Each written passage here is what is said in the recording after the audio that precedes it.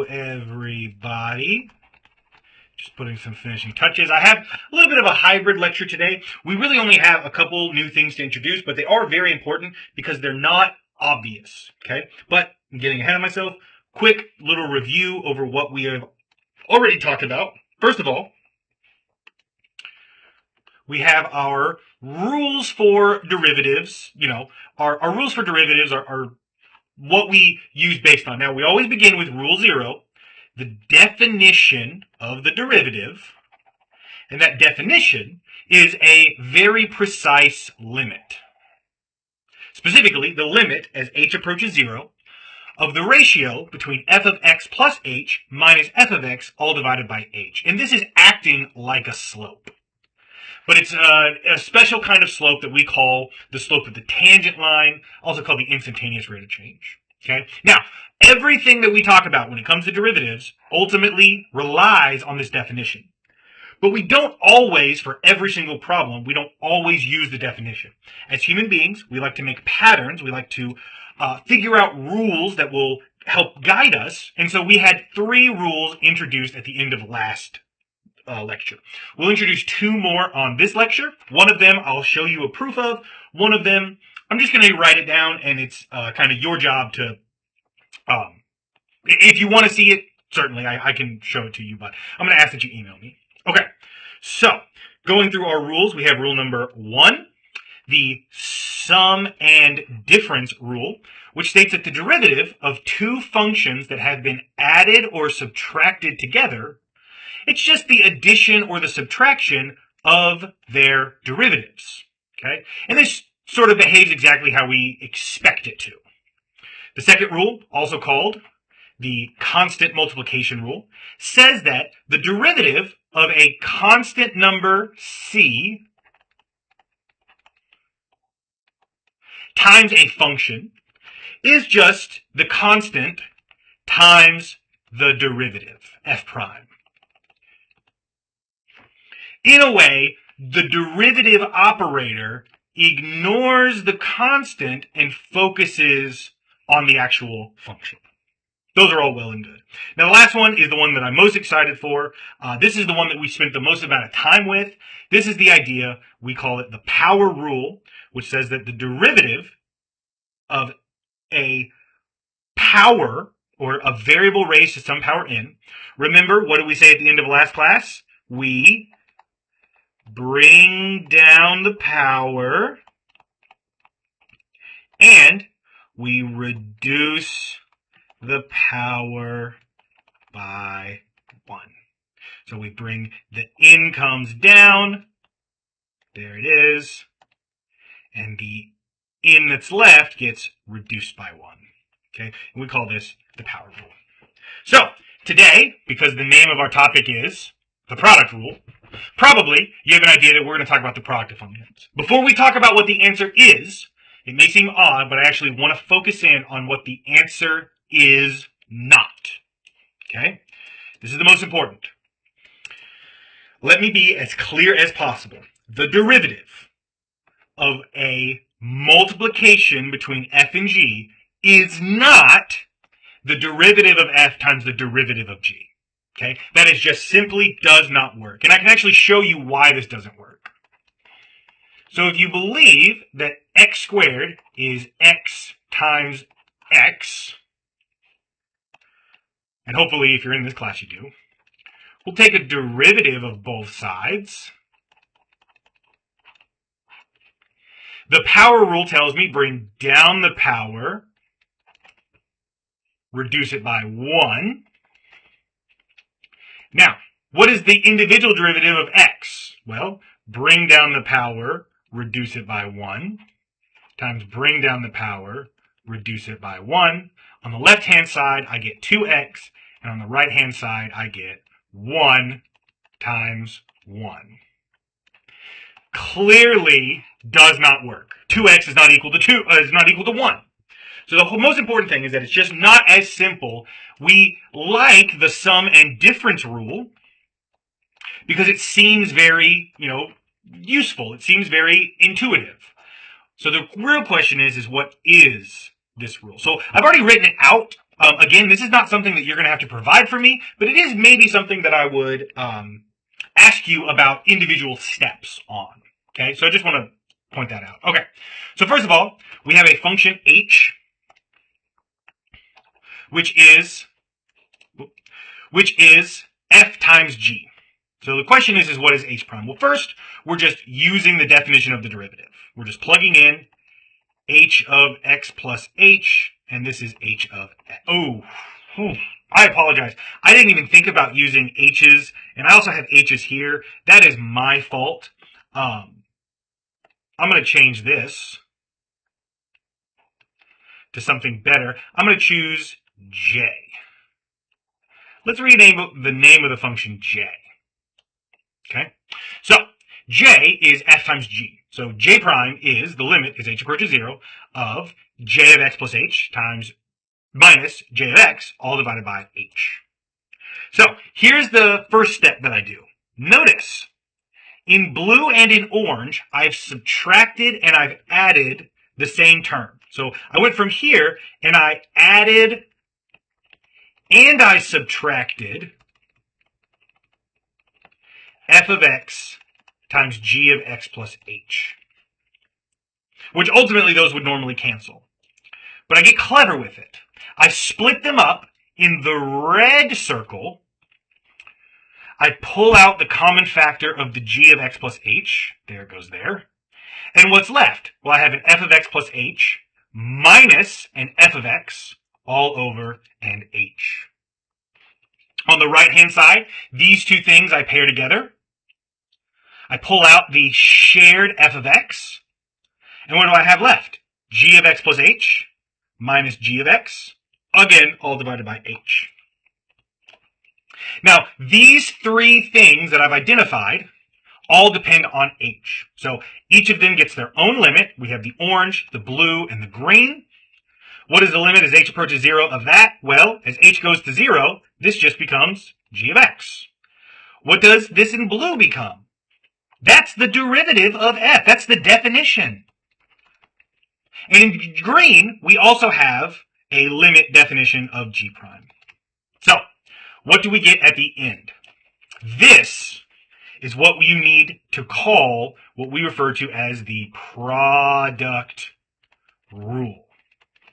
The derivative of f times g is the derivative of the first times the unchanged second plus the original first or left multiplication function times the derivative of the second.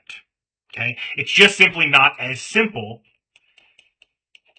as the sum and difference rule. And I apologize for that. Now, knowing the product rule is important. By the way, this will be our fourth rule. I'll go ahead and write it. And as I write it, I want to mention, it's really, really important that you come up with a very standard way of writing these.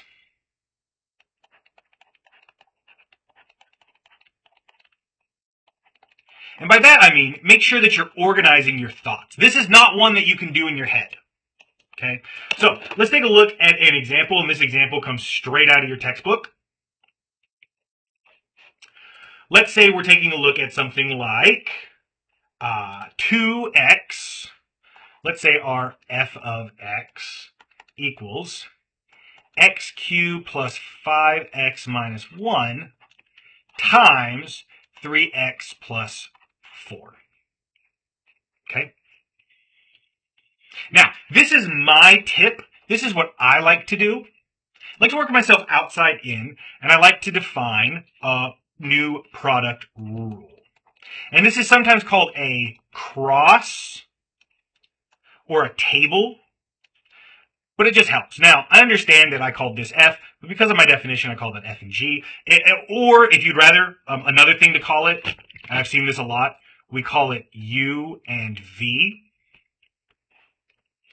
So the idea is we write what are u and v.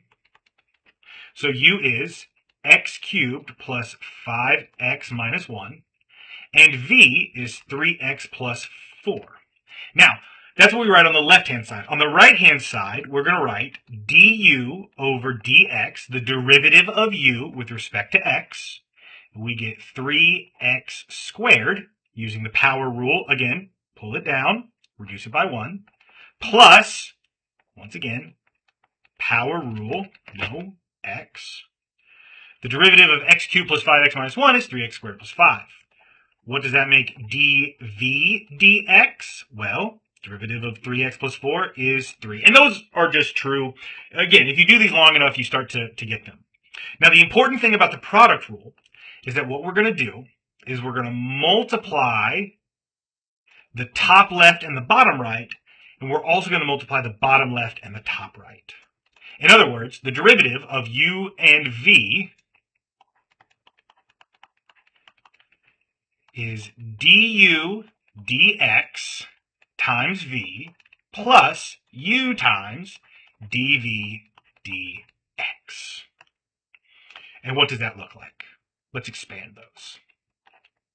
So we have du dx, which, as a reminder, is right here, 3x squared plus 5. We also have the original v, 3x plus 4. We have the original u, x cubed plus 5x minus 1. Ooh, I apologize. In fact, let's see if I know how to do this. I promise you guys, I am really trying to learn this program. I think I've settled on this program being the best, but I'm still not super used to it.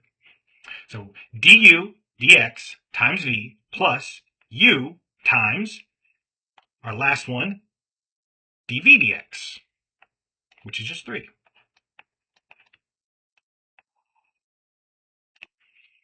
Now, this is the hard part. We need to simplify,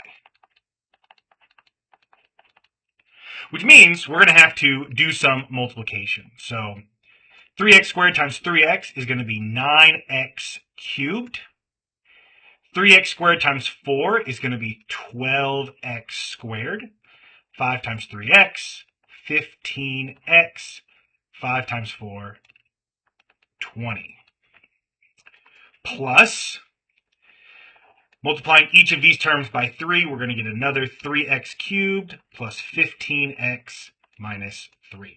And not only do we have to simplify it there, notice we have an x cubed and an x cubed, giving us a total of 12x cubed.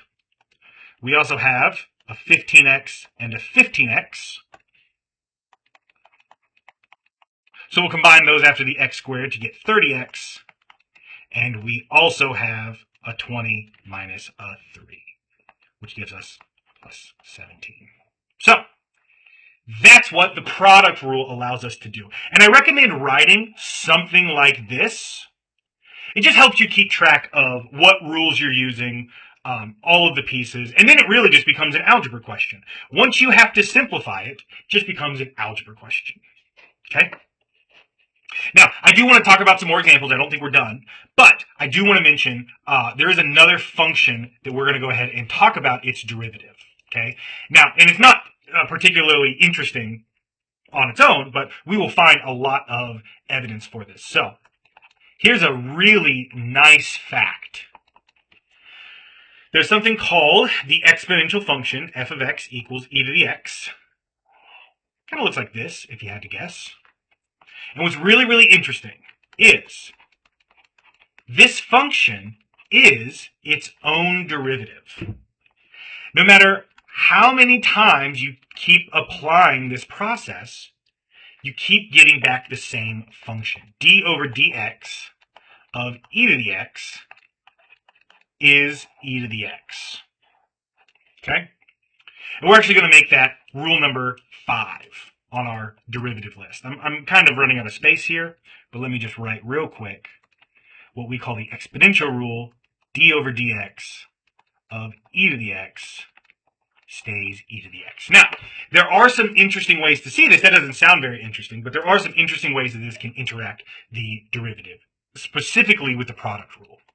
So let's take a look at something like this. Let's say that j of, you know what, I've been using too many x's.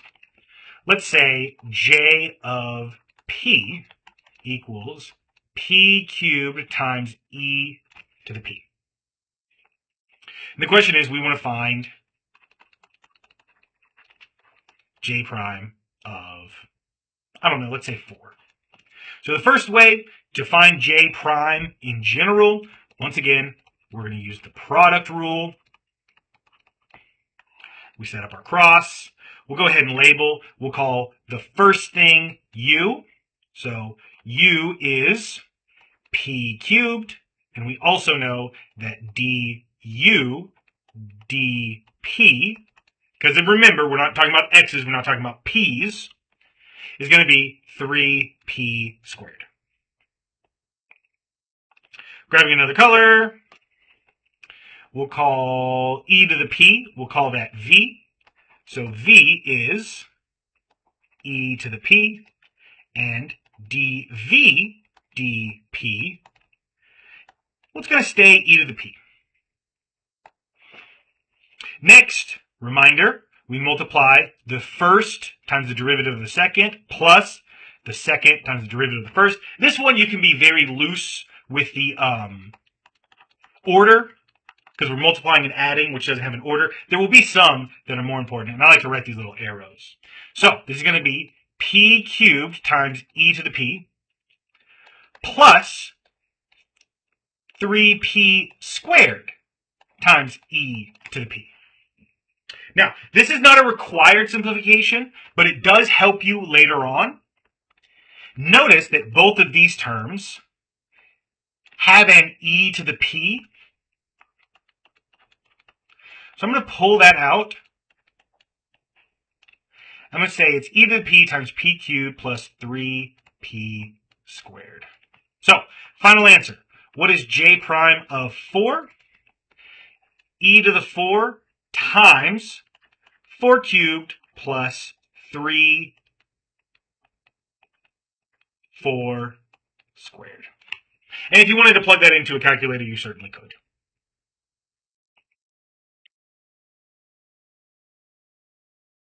Okay, let's take a look at some more. And there's going to be a lot more to do with this whole simplification nonsense. And I shouldn't really call it nonsense, but it really is the hardest part. I also want to talk about some reciprocal functions. So let's say g of x is, and I'm getting this from your text, 4x to the 4th plus e to the x over x. Now, you might say to yourself, hey, wait a second. That is not a product. It's a division. And that is true. However, hopefully you agree that I can rewrite this using a negative exponent.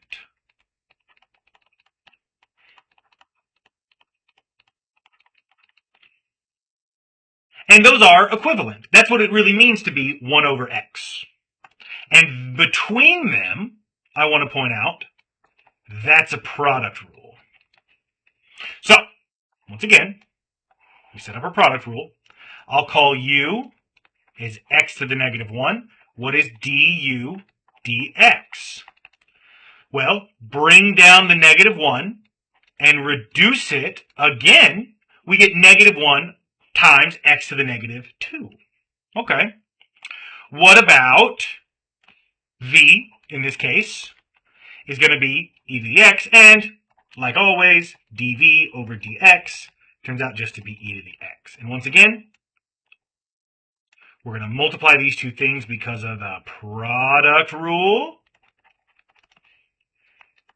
And we're going to get u times dv dx, which is x to the negative 1 times e to the x, plus negative x to the negative 2 times e to the x. Now, not necessary, but it might be useful to undo the negative exponents.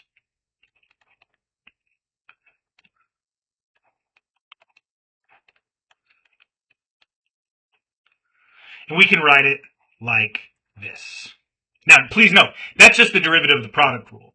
If we really want to write g prime of x, it's going to be the derivative of this more normal power rule, 16x cubed. Reminder, pull down the 4 and then subtract 1.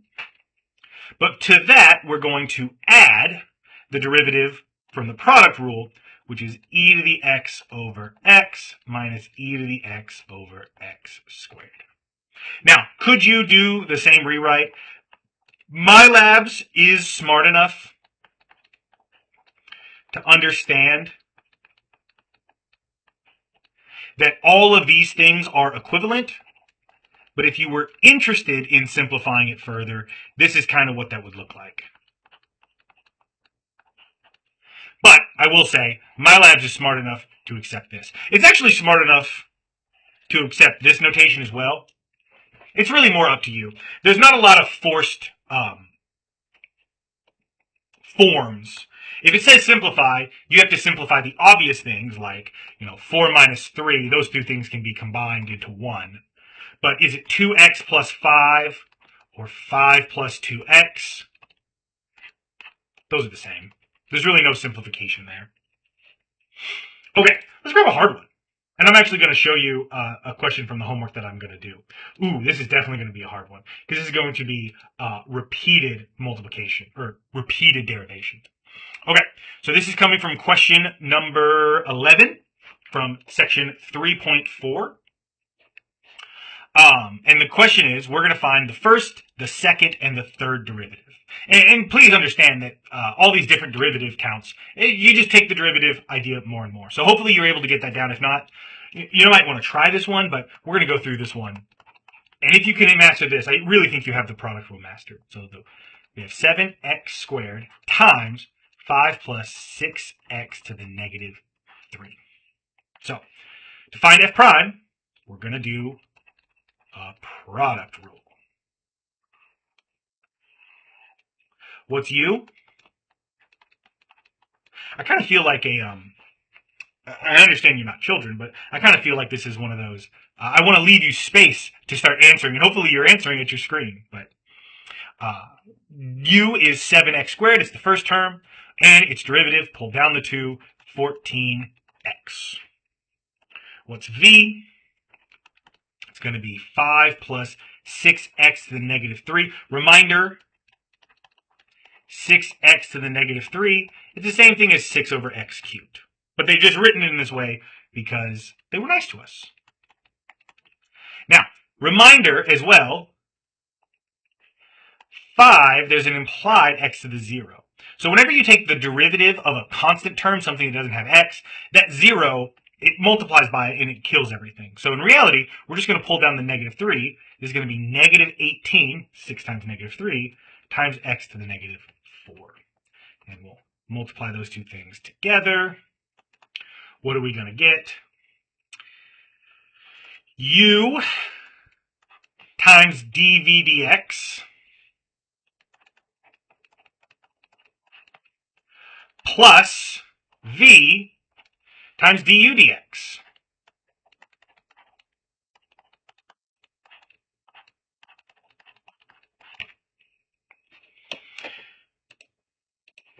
Now, do we have to simplify? Does the question tell us that we have to simplify? If not, we can leave it like this. But actually, there's some good simplification that actually can go on here. I do want to point out. So what is that simplification? What is 7 times negative 18? I'll be honest, don't know that off the top of my head. Go into my calculator. Looks like negative 126. And then we have x squared and x to the negative 4th. We just add those powers. And it turns out that we're going to get x to the negative 2. Now here we're going to have to do some distribution. But once again, 5 times 14 is going to leave us with 70x. And 6 times 14 is going to leave us with 84. Once again, negative 3. There's an understood power of 1 here. It's going to be x to the negative 2. And actually, this is why we like this simplification, because it reveals that power and that power are the same, which means we can simplify even further. We can combine that term and that term, negative 126 plus 84, not letting myself make any mistakes. This is negative 42x squared plus 70x. Negative 42x squared. Sorry, negative 42x squared plus 70x. And I've already made a mistake. It got real cocky. I forgot the negative there. But we make that change. Go to our homework. I'm trying to do it live. Boom. Look at that. Now, would have it, let me reword this. Would it accept a previous step? And actually the answer is yes. It will accept a question like this or even like this unless it says the word simplify. If the question tells you to simplify, you have to simplify. But that is our discussion of f prime. So then the real question becomes, what would be f double prime? Remember, this is what we call the second derivative of f of x. Well, the second derivative, is the derivative of the derivative. So we start here. We just play the same game. Let's pull down negative 2. I didn't use a calculator for this one, but I think it's positive 84. Reduce it by 1. And I think we get 84x to the negative 3 plus 70. 84x to the power negative 3 plus 70. And once more, what we might call, going in just a little bit, f triple prime, the third derivative. It's the derivative of the derivative of the derivative. It's the derivative of the second derivative. Just a lot of derivatives going down here. Again, we just focus here. Again, pull down that 3. 84 times negative 3 is negative 252. Reduce the power by 1. Plus, remember, that's x to the 0. Pull down the 0. The whole thing is 0 and it goes away. So it looks like the final answer is just negative 252 x to the power negative 4. So why do we like to simplify even when it doesn't require us? Let's go here.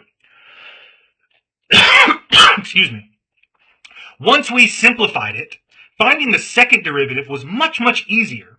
Finding the second derivative of 84x cubed plus 70 is much, much easier than finding the derivative of 126x to the negative 2 plus 70x plus 84x to the negative 2. And way, way, way easier than finding the second derivative of this without simplifying. So again, simplifying is not something you always have to do, and there's some cases where it doesn't make sense to. But oftentimes you're going to find it is important to simplify when you can. I want to look at one more question before I go.